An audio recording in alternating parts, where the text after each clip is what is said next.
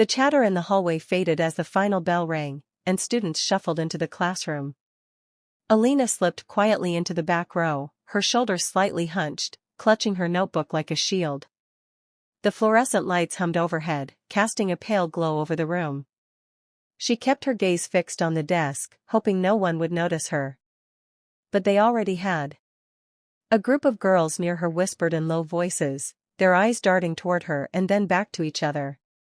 She could hear snippets, her funny accent, the way her skirt didn't match the latest trends, and the way her hair, long, glossy, and neatly braided, flowed like silk down her back. The teacher began writing equations on the board, her chalk scratching rhythmically. Behind Alina, one of the girls leaned over and pulled something from her backpack, scissors.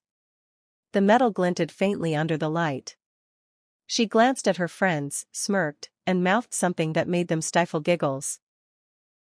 Slowly, with a predator's patience, she inched forward, her fingers brushing the end of Alina's braid, testing if she'd notice.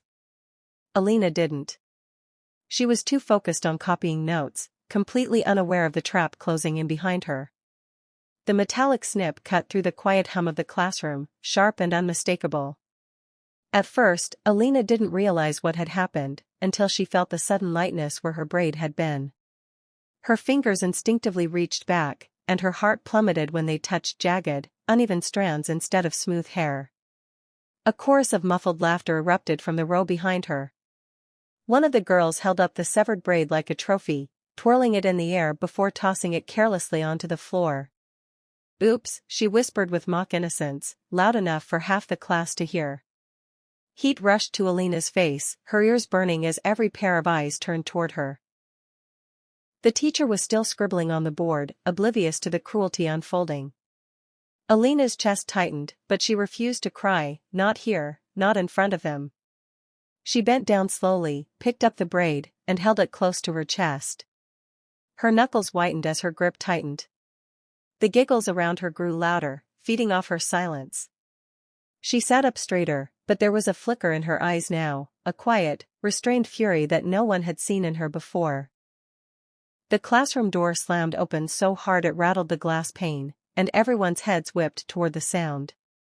Standing there was Mrs. Petrova, the strict vice principal, her sharp heels clicking as she strode in. Her eyes swept the room, landing immediately on the braid lying limply on Alina's desk. "What," she said slowly, her voice like ice, "is this?" The snickering stopped instantly. The girl who had done it shifted uncomfortably in her seat, her smirk fading. "It was just a joke," she muttered, eyes darting anywhere but toward Mrs. Petrova. "A joke?" Mrs. Petrova's gaze hardened, and she stepped closer until the air felt heavy. "Cutting someone's hair without permission is not a joke, it's assault." Gasps rippled through the room. Alina's fingers trembled, but she kept her chin lifted. For the first time, she felt the weight of authority pressing on her side.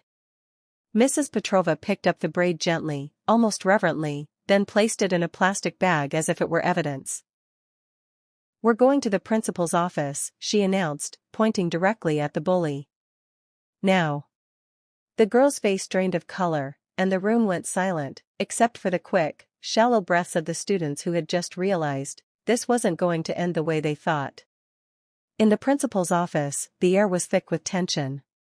The bully sat slouched in the chair, arms crossed, but her eyes kept flicking nervously toward the door. Alina sat beside her, shoulders tense, clutching the plastic bag with her hair inside. Behind the desk, Principal Smirnov leaned forward, his gaze heavy. "I've heard a lot of things in my years here," he began slowly, "but cutting a classmate's hair during a lesson, that's a new low." He paused, letting the silence bite. Mrs. Petrova stood in the corner, her arms folded, every inch the silent enforcer. "We'll be calling your parents," she added firmly, "and given the seriousness of this, there may be consequences beyond detention."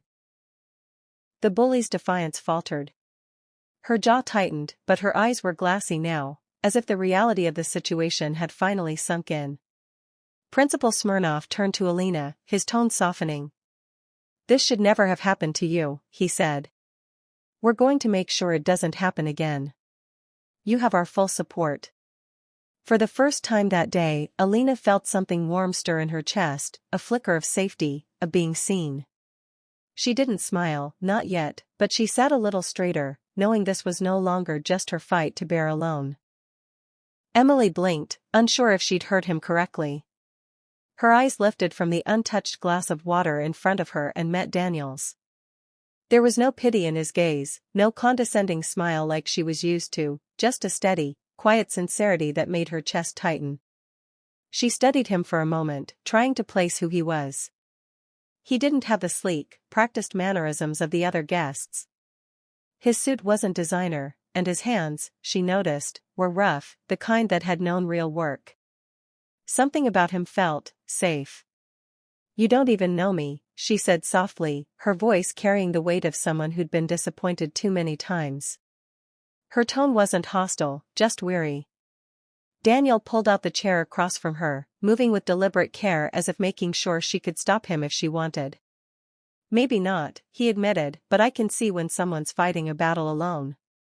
Emily's fingers curled into her lap, where her wheelchair's controls rested under her palm. She hated when people tried to fix her, when they saw her chair before they saw her. But somehow, the way he said it didn't sound like he was offering charity. It sounded like he was offering partnership. "Why?" she asked finally, her eyes narrowing in curiosity more than suspicion. Daniel smiled faintly, but it wasn't forced. "Because someone once helped me when I thought my life was over," he said. "And now, I think it's my turn." For a moment, Emily didn't reply. Her father's gala buzzed on around them, but here, in this quiet pocket of the room, the noise felt far away. She found herself wondering, for the first time in a long time, if maybe, just maybe, she could believe someone's promise. The physical therapy room smelled faintly of antiseptic and freshly cleaned mats. Sunlight poured through the wide windows, illuminating dust motes that drifted lazily in the air. Emily sat in her wheelchair near the center, her hands resting on the wheels, her expression carefully blank. She'd been through this before, therapists with forced smiles, endless repetitions of movements that felt pointless, and the gnawing ache of disappointment when progress was microscopic. Daniel knelt beside her chair, not behind a desk or standing over her like so many others had. He placed a small wooden box on the floor between them and opened it, revealing an odd assortment of objects, a soft ball, a cloth ribbon, a small mirror, even a deck of cards. Emily frowned. "This doesn't look like therapy." "That's because it's not the kind you're used to," Daniel replied, his voice calm but firm. "We're going to work on control, strength, and trust. But we're going to do it my way." Her brows knit together. "And what makes your way better than the dozens of people I've already tried with?" Daniel didn't flinch at her skepticism. He picked up the soft ball and gently placed it in her hand. "Because I'm not going to measure you by how fast you get better. I'm going to measure by how much you believe you can." Emily hesitated, the weight of the ball surprisingly grounding in her palm. She could feel her fingers tremble slightly as she adjusted her grip. He nodded toward her hand. "Good. Now, squeeze it, slowly. Not to prove something to me. To prove it to you." For the first time in months, Emily didn't feel like just another case to fix. She felt seen. And though she didn't admit it out loud, a flicker of curiosity lit in her chest, chasing away a tiny sliver of the hopelessness that had been her constant shadow. Weeks had passed since that first unconventional session, and the change in Emily was undeniable, though subtle enough that only someone paying close attention, like Daniel, would notice. Her grip was firmer now, her posture straighter, and there was a faint spark in her eyes whenever she arrived for therapy. That afternoon, the gym was quiet except for the rhythmic squeak of her wheelchair wheels and the soft thud of a ball bouncing between her hands and Daniel's. The late sunlight painted warm stripes across the floor, and for once, Emily didn't seem in a hurry to leave. "Ready for something harder?" Daniel asked, a playful challenge in his voice. Emily smirked faintly. "You said that last time." He rolled out a padded balance board and set it in front of her. "This time, I mean it. We're going to try standing, just for a few seconds, using the support bars. No pressure if it doesn't work. Her chest tightened. Standing wasn't just a physical challenge. It was emotional, a reminder of the girl she'd been before the accident. But Daniel's calm, steady presence made it feel less like a test and more like an invitation. She positioned her hands on the bars, her arms trembling with effort as Daniel stayed close, his hands hovering just in case she faltered. Inch by inch, she pushed against the footrests, her legs shaking, her breath coming fast. "Don't look at the floor," he said softly. "Look at me." Her eyes met his, and for those few, impossible seconds, Emily was upright, wobbly, yes, but standing. A tear slipped down her cheek before she even realized it. When she sank back into the chair, exhausted but exhilarated, Daniel simply said, "Told you. We measure progress by belief." And this time, Emily believed just a little more. That evening, the ballroom glittered under chandeliers, every surface shimmering with gold and crystal. Guests in elegant gowns and sharp tuxedos milled about, laughter and the clinking of glasses blending into a constant hum. Emily lingered at the entrance, her hands gripping the armrests of her wheelchair. The moment she had feared was here, the stares had already begun. She could feel them, curious and pitying, as if they were peeling back the layers of her life with their eyes. Then Daniel appeared beside her, dressed in a perfectly tailored suit, his easy smile cutting through the noise. "Ready?" he asked, offering his arm, not as a helper, but as an equal. She hesitated, then placed her hand on his forearm. Together, they moved into the room. Conversations paused. People turned. For a split second, the silence was suffocating. And then Daniel leaned down, his voice low enough for only her to hear. "Let's give them something worth staring at." He guided her toward the center of the floor where a live band played a soft waltz.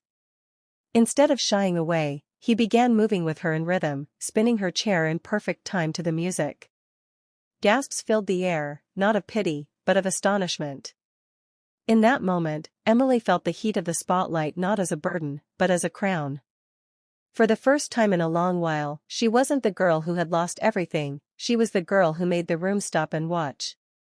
As the final notes of the waltz faded, the ballroom erupted in applause, thunderous, genuine, and filled with something Emily had not felt in years: respect. People rose from their seats, not out of politeness, but because they had witnessed something extraordinary. Emily's father, the CEO, stood frozen near the stage, his usual stoic face softening. His eyes shimmered, and for a moment, he looked less like a powerful businessman and more like a father seeing his daughter shine again. Daniel stepped back, letting Emily take in the moment for herself. She turned, scanning the crowd, and realized the pitying stares were gone. In their place were warm smiles, nods of admiration, and even tears from strangers who had been touched without knowing her story. One guest, an influential woman known for her ruthless business dealings, approached Emily and took her hand. "You've inspired me tonight," she said softly. "You reminded me what strength truly looks like." Emily's chest tightened, not from anxiety, but from pride. She glanced at Daniel, who simply gave her a small, knowing nod as if to say, "I told you so." The rest of the night, people came forward to speak with her, not out of obligation, but out of genuine curiosity and admiration. And for the first time since the accident, Emily didn't feel like she had to hide. She belonged, completely, unapologetically. Somewhere in the midst of the chatter and music, she whispered to Daniel, "You didn't just help me tonight. You gave me my life back." He smiled. "No, Emily. You did that yourself." "I do."